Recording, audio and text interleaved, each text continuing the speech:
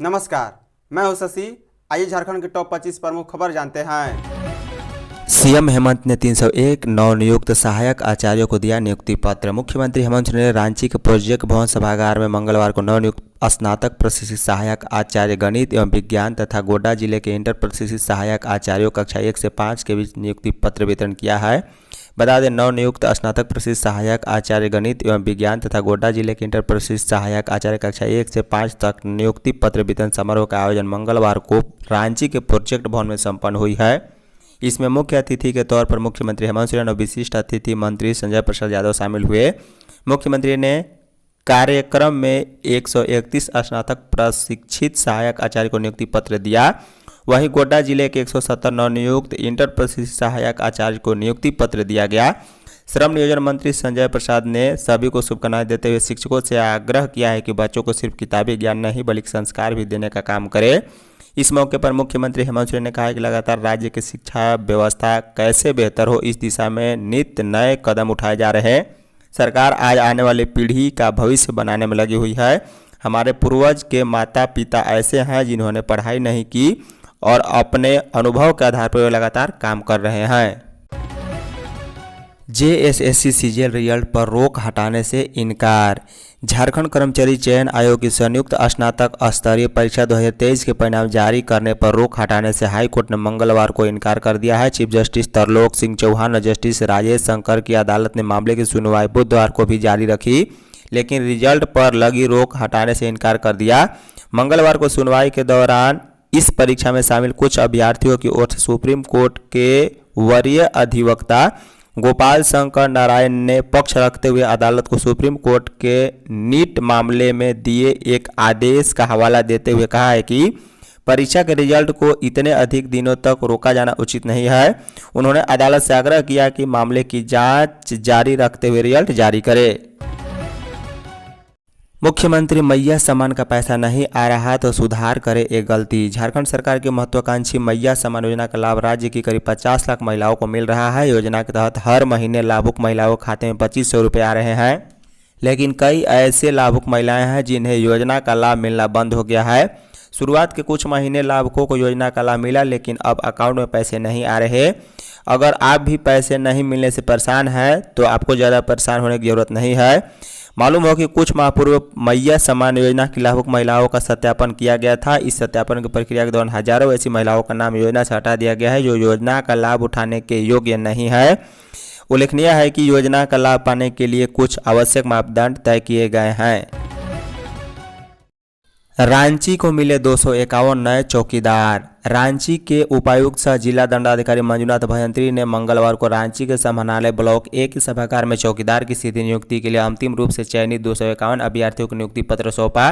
DC Manjunath Bhajantri ने कहा है कि मुख्यमंत्री हेमंत सोरेन के दिशा निर्देश के आलोक में रांची जिले में चौकीदारों की नियुक्ति प्रक्रिया में पूरी पारदर्शिता बरती गई है।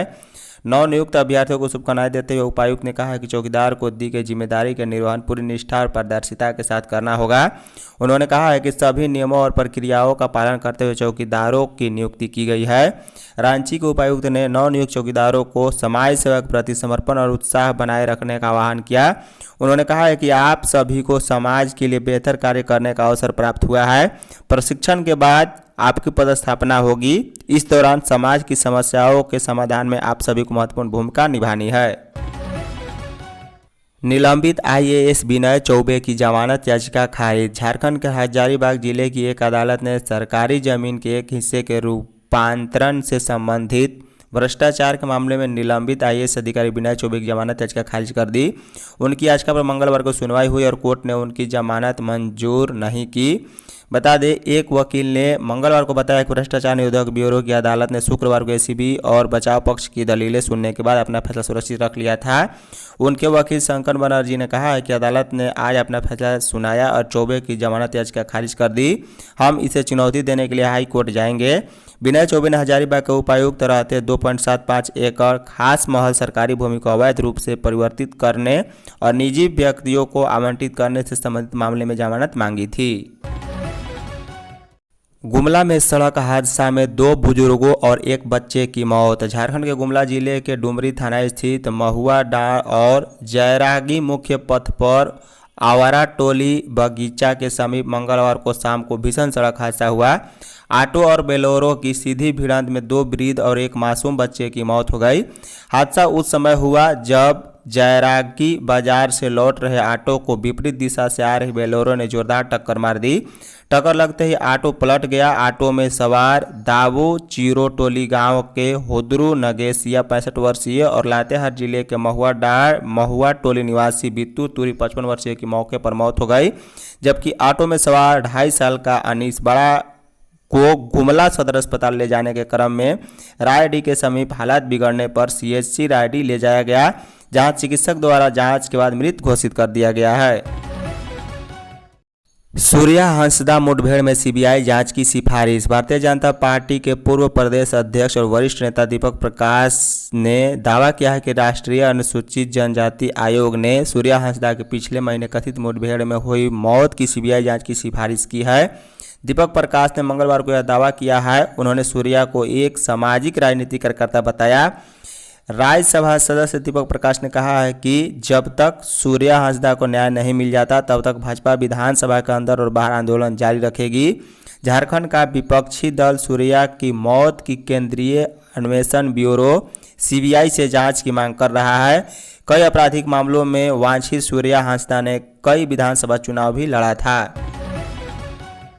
झारखंड के सभी जिलों में बनेगा बार भवन। झारखंड के मुख्यमंत्री हेमंत सोरेन और हाई कोर्ट के मुख्य न्यायाधीश न्यायमूर्ति तरलोक सिंह चौहान ने मंगलवार को खूंटी कचहरी परिसर में आयोजित कार्यक्रम में खूंटी चाईबासा एवं चांडिल के प्रस्तावित बार काउंसिल बिल्डिंग का शिलान्यास किया।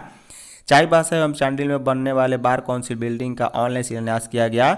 मुख्यमंत्री हेमंत सोरेन ने कहा है कि यूँ तो आज एक छोटा सा शिलान्यास समारोह है, लेकिन इसके मायने बहुत बड़े हैं, इसके कार्य भी बड़े हैं। इसके माध्यम से राज्य के आम लोगों को न्याय मिलता है। उसी कड़ी में खूंटी चाईबासा एवं चांडिल में बार भवन का शिलान्यास किया गया।